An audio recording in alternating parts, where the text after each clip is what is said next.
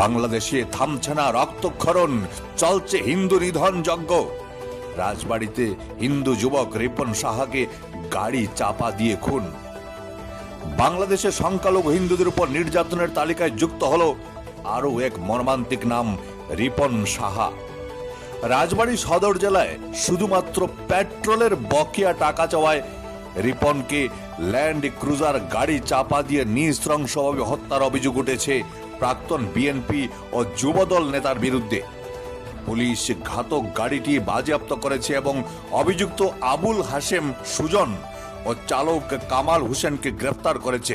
তবে বাংলাদেশে বর্তমান রাজনৈতিক প্রেক্ষাপটে অপরাধীদের দৃষ্টান্তমূলক শাস্তি হওয়া নিয়ে গভীর সংশয়ে রয়েছে স্থানীয় হিন্দু সম্প্রদায়। 5 আগস্টের পর পরিবর্তনের পর থেকে বাংলাদেশের সংখ্যালঘুদের নিরাপত্তা এখন খাদের কিনারায়। গত কয়েক মাসে একের পর এক লোমহর্ষক ঘটনা সংঘটিত হয়েছে। মিঠুন সরকার, উন্মত্ত জনতার হাত থেকে বাঁচতে খালে ঝাঁপ দিয়ে মৃত্যু। দীপু চন্দ্র দাস, ময়মনসিংহে পিটিয়ে ও আগুনিয়ে পুড়িয়ে হত্যা করা হয়েছে তাকে। অমৃত মণ্ডল, রাজবাড়ির পাংশায় পিটিয়ে হত্যা করা হয়েছে তাকে।